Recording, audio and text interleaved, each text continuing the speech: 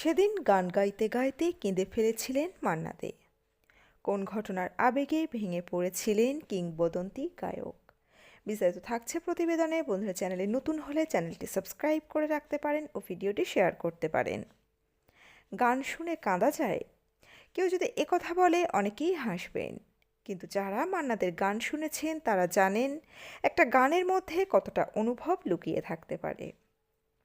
সন্ধ্যাবেলায় রেডিওতে হঠাৎ ভেসে ওঠা কফি হাউসের সেই আড্ডাটা, অথবা আয় ফিরে আয়, এমন হাজারো গান ছিল যা নিছক গান নয়, জীবনের একটা পর্ব মনে হতো। এমনই শিল্পী ছিলেন মান্না দে, যিনি সুরে সুরে ছুঁয়ে যেতেন মনের গভীরতম কোণ। তার গলার মধ্যে ছিল না কোনো জাঁকজমক, ছিল না বাহুল্য, তবু সেই সরলতায় ছিল অপার আকর্ষণ। ছোটবেলায় সঙ্গীতের প্রতি যে প্রেম জন্ম নিয়েছিল তা বড় হয়ে রূপ নিয়েছিল সাধনায়। আর সেই সাধনার প্রথম প্রেরণা ছিলেন তার কাকা কৃষ্ণচন্দ্র দে। তার হাত ধরেই মাত্র 23 বছর বয়সে মান্না দে পাড়ি দেন মুম্বাই। সালটা ছিল 1942। মান্না দে কেবলমাত্র প্রেম কিংবা ভক্তির গানেই থেমে থাকেননি। জীবনযুদ্ধ, প্রতিবাদ, এমনকি দুঃখের স্মৃতিকেও তুলে ধরেছেন তার গানে। 1980 সালের 16ই আগস্ট কলকাতার ফুটবল মাঠে ঘটে যাওয়া এক ভয়াবহ দুর্ঘটনার কথা এখনও অনেকের মনে জেগে আছে। ইস্টবেঙ্গল মোহনবাগান খেলার দিন পদপিষ্ট হয়ে মৃত্যু হয়েছিল 16 জন ফুটবল প্রেমীর। সেই ঘটনার ঠিক 1 বছর পর 1981 সালে রেকর্ড হয় এক ঐতিহাসিক গান, খেলা ফুটবল খেলা। এই গানটির জন্ম এক গভীর আবেগঘন পরিবেশে। সত্য বন্দ্যোপাধ্যায় লেখেন কবিতা, গানটি সুর করেন সুপর্ণকান্তি ঘোষ আর কণ্ঠ দেন মান্না দে।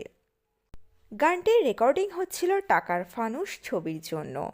উপস্থিত ছিলেন পুলক বন্দ্যোপাধ্যায়, তরুণ কুমার সহ এক ঝাঁক গুণীজন।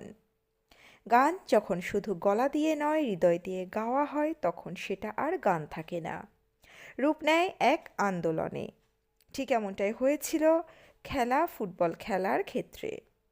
কবিতার একটি অংশ খোকা বলে গাইতে গিয়ে বারবার আবেগে ভেঙে পড়েছিলেন মান্না দে। স্টুডিওর সবাই স্তব্ধ হয়ে গিয়েছিল সেদিন। অনেকে বলেছিলেন এই আবেগপূর্ণ গলাটুকু রেখে দেওয়া হোক গানে, কিন্তু মান্না দে স্পষ্ট বলেন গায়কের আবেগ কতটা থাকবে সেটার একটা মাপকাঠি থাকা উচিত। বেশি হলে গানটাই মাটি হতে পারে। সেই সময় তিনি চোখ মুছতে মুছতেই আবার সুর ধরেছেন। এমন পেশাদারিত্ব আর আবেগের মিশেল আজকের দিনে বিরল। আর এভাবেই তৈরি হয়েছিল এমন একটি গান যা কেবলমাত্র সঙ্গীত নয়, এক ঐতিহাসিক নথি হয়ে রয়েছে কলকাতার ট্র্যাজেডি এবং আবেগের। 4000-এর বেশি গান গাওয়া এই কিংবদন্তি শিল্পীর গানের মধ্যে পাওয়া যায় জীবনের প্রতিটি রং। সব খেলার সেরা বাঙালি তুমি ফুটবল থেকে কফি হাউসের সেই আড্ডাটা, যে গানেই হাত দিয়েছেন তিনি হয়ে উঠেছে কালোজয়ী। এক একটা গান যেন এক একটা সময়ের দলিল। 2013 সালে 24শে অক্টোবর দুপুর 3:45 বেঙ্গালুরুর নারায়ণা হসপিটালে শেষ নিঃশ্বাস ত্যাগ করেন এই কিংবদন্তি সঙ্গীত শিল্পী। কিন্তু তিনি আমাদের ছেড়ে কোথাও যাননি। তার গাওয়া প্রতিটি সুরেই তো তিনি থেকে গিয়েছেন আমাদের মনের ভিতর। গান যখন আবেগ ছুঁয়ে যায়, তখন মান্নাদের গলা যেন এখনও বাজে ধীরে গভীরভাবে। বন্ধুরা, আপনারা কি বলেন? আপনাদের মতামত অবশ্যই রাখবেন কমেন্ট বক্সে। এই প্রতিবেদনে ছিল এতটুকুই। দ্রুত ফিরে আসবো এরকমই নতুন কোনো প্রতিবেদন নিয়ে।